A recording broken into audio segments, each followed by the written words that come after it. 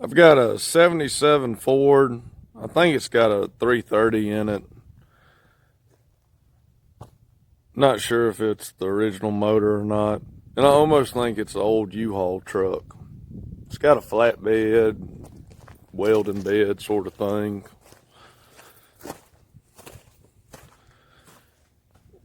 Gets about 8 miles to 7 miles to the gallon. Got the car seat riding with me. It says it's got 28,000 miles. I'm sure that's been around. And it has the first gear granny 4-speed.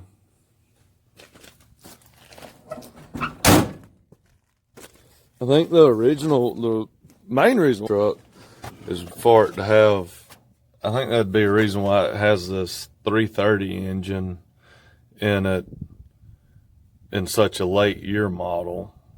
And I think that's where that orange paint comes, that orange and white original paint, or what looks to be original paint. And you can't really make it out, but somewhere right there it says the 330, 361, 391. But what's it doing is going poopity poopity poppity poppity when you get in a good load. Every time you get in a good load, it goes to backfiring like crazy. So I tried making it run a little richer just by choking it, and then also turning the enrichment screw up,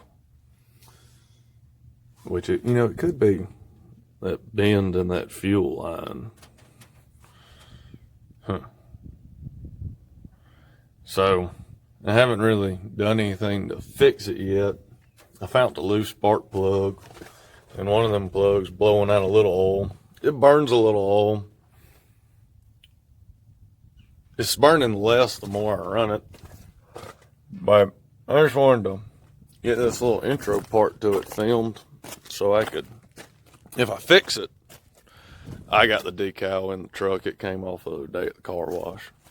But if I fix it, I'll let you know what I did to fix it. So maybe you won't have the same problem. I went down the road the other day. It was about 170 miles on a trip to haul some equipment to an auction. And on the way back, I threw some belts, and so I had to go by Napa and get some belts. The fan clutch, well, it doesn't have a clutch. It's just on. And that's kind of real annoying. Because it's real loud hearing that fan all the time. I really want to take it off and put like electric fan on or get a fan clutch. All right, I'll give you an update if I figure out what went wrong. Yeehaw. So like I said, I turned the fuel up.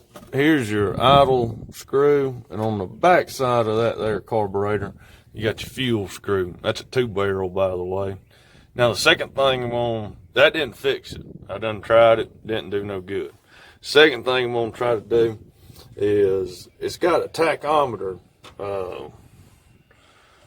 one of them home job tachometers in it, running to the coal, and the tachometer don't work. So we're gonna take it out. So when I removed the wire for the tachometer, and when I undid the distributor wire, I see it's a little greasy. I don't know if that's oil coming out of my coal. I mean, my coal may be bad.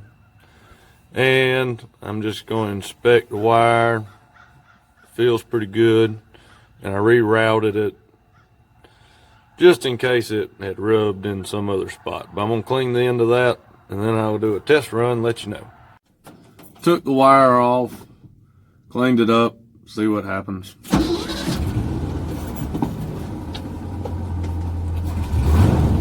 It's got a little hesitation there.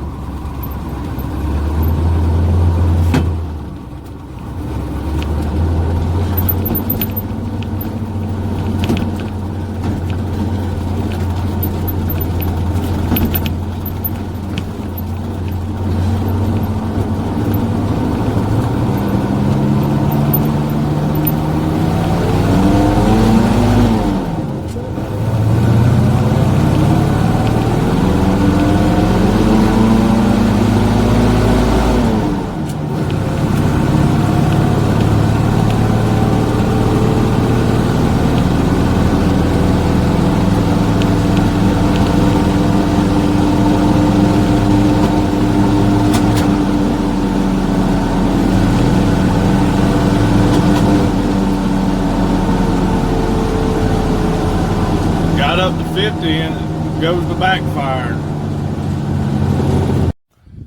So I undid my distributor cap. I just set it over to the side and then just slid off the roundy thing and took the little dust cover off. And looks new, points look good. I checked my vacuum hose for my Advance and it had no leak. I pulled it off and blew on it and couldn't get it to do anything. That wire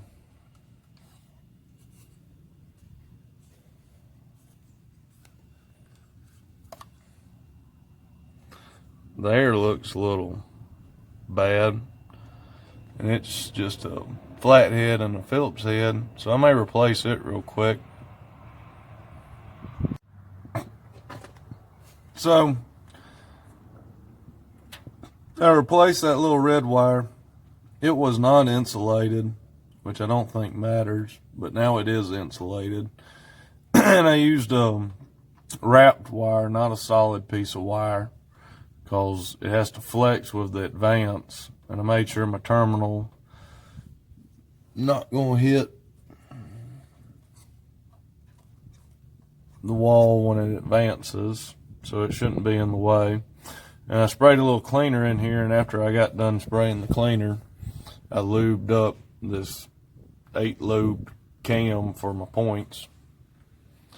And points still got good spring to them, and they seem clean. So let's go take it on another test drive and see what happens. Put my little coveroo on. I sprayed some cleaner on it.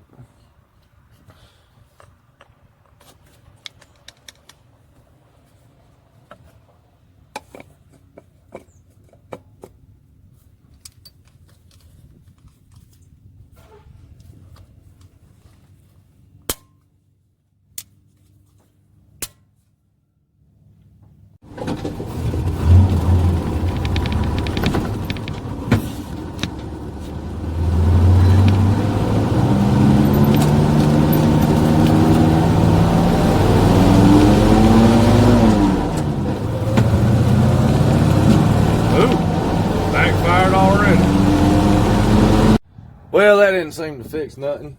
So now we're going to try this plug ends, and we're going to inspect them one at a time, and we're just going to do something else. Oh, and double check the gap and set the plugs, make sure. We got some rules and regulations, and it says right there, spark plug gap is all 400, all not 400, 40. So I took all the spark plugs out one at a time, make sure it didn't mix up any wires and good stuff like that. Checked all the wires. They's all as good as they're gonna get. And the spark plugs, the passenger side, this right hand side, you know, looked like they was running pretty lean. It's pretty clean, not too much carbon like crud and monkey buildup and stuff. And they were all pretty consistent on this side. On this side, on the other hand, it was like power steering fluid been shooting up in that thing. I mean, a couple of them had bunches of, you know, they look like that. They look like the end of a welding torch, you know, all just spattered up. So I took them out, cleaned them up, and hit them on the wire wheel, brushed them up, checked the gap, put them back in, tightened them up pretty much tight as I get them. These have them, they're the 13/16 with the tapered head. Like after the threads, it has a tapered crown. It doesn't have a washer.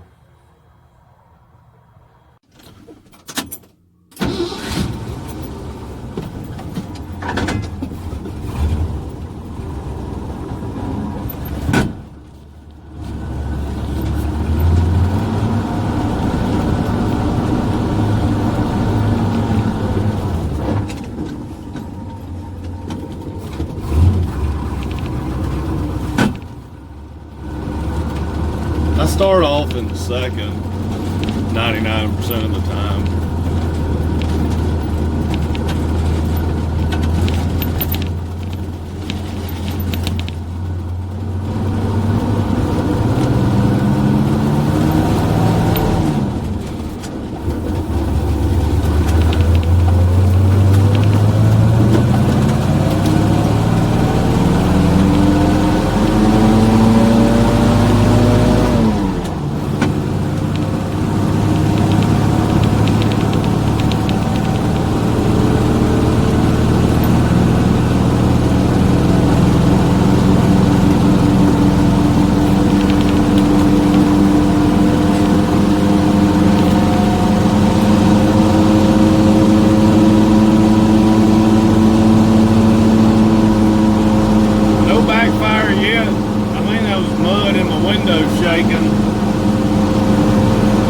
We're running 55 right now. That fan doesn't work on the clutch, so it's just wide open fan. Though it's 60, I heard a backfire. It's starting to warm up too. It cooled down while I did the spark plugs.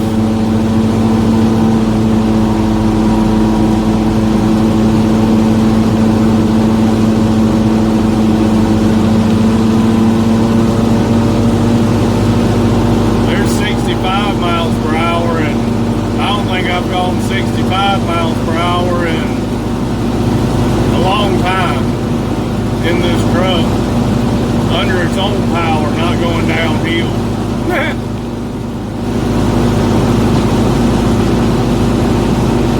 See what happens when we floor it. We're going a little bit downhill. Starting to shake. I think it is. I haven't drove it in a few days after doing the spark plugs. I drove it a little bit more that afternoon after doing the spark plugs, and it kept running better and better. See how she does today.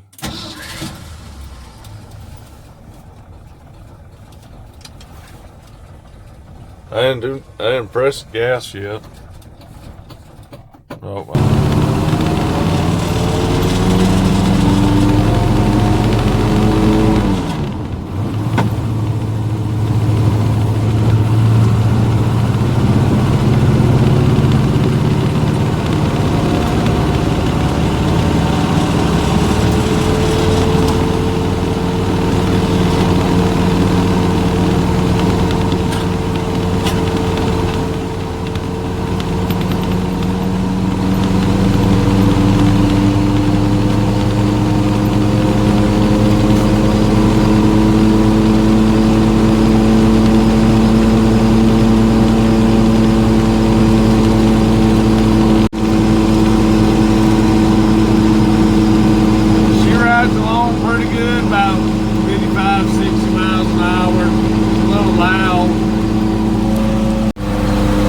Coming up to temperature now.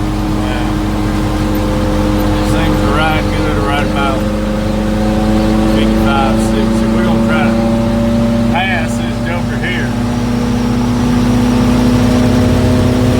Oh yeah, we got up on 65. We're about, shakes pretty good about this speed.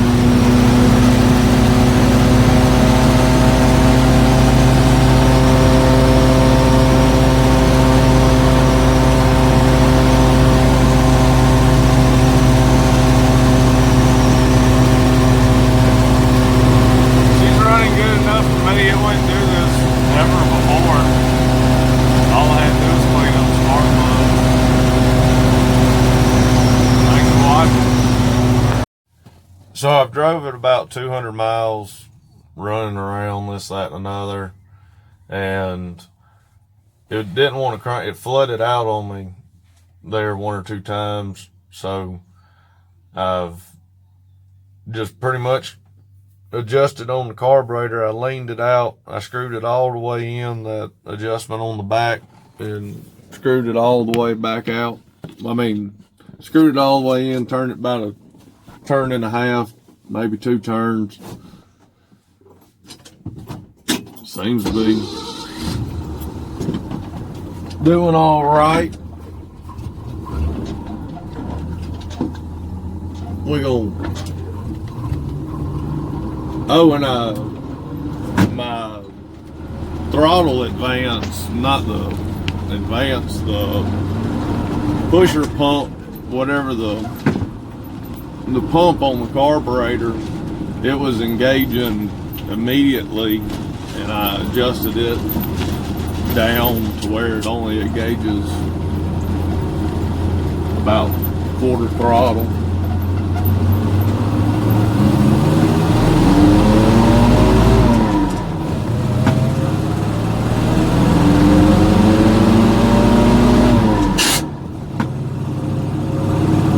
Grinding till you find them.